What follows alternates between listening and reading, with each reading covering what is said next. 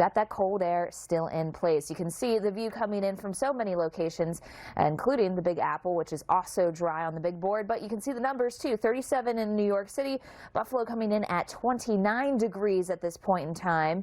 There's some cold air out there tonight, still holding on. Portland, not quite as cold as where we were this past night, but 21 for the low. That's starting to feel a little bit more like winter. We haven't had much of that. 27 in Detroit.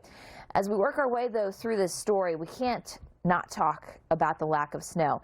Again, Boston, you should be able to do it. 4 to 8 inches of snow means we will be getting something. For places like Washington, D.C. and Baltimore, is going to be real hard to get an inch of snow. The snowless streak that we've been tracking is for several locations across the Northeast, so you want to be prepared for that wintry threat.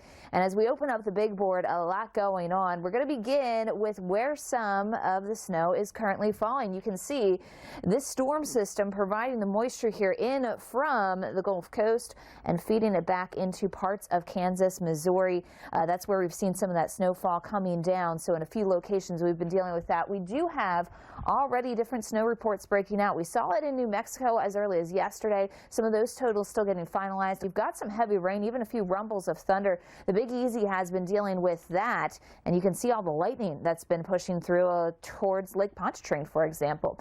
This rain continues to charge its way east as we go through tonight into tomorrow, and for many, it's going to be rain, unless you're towards the mountains of the Apple. We are already talking some changes afoot across the Northwest.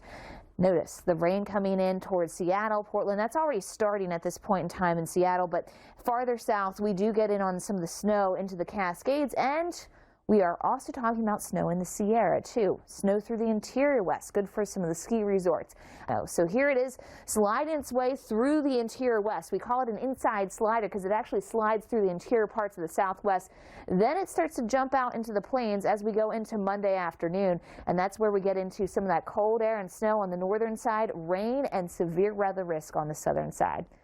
We'll still have snow possibly closing in on the I-95 corridor, but some are going to miss out on a lot of the action. Philadelphia coating to an inch. The airport, it's going to be real tight. I do think it's probably a little closer to the coating side than the inch side, but nonetheless, I don't think we quite make it for that 1 inch. You saw Dean DeVore as we get into the middle of January, since we have had an inch on a calendar day.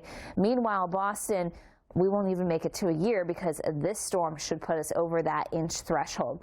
You can see the snowfall totals stretching in across the Northeast. The focus will be from northeastern Pennsylvania into central New England, extending towards the coastline there of New Hampshire. But what you'll find is a very sharp cutoff here. It doesn't take long for you to find yourselves in much greater snowfall totals, especially in the Hudson Valley. So for New York City, they're in Connecticut. The governor says that road crews are ready. Connecticut is preparing. I caught up with Josh Morgan, the communications director for the state's Department of Transportation, earlier this evening. No stranger to winter weather since they're in New England, but it's been a while since we've done this. So what are some of your tips to drivers as they go out and about?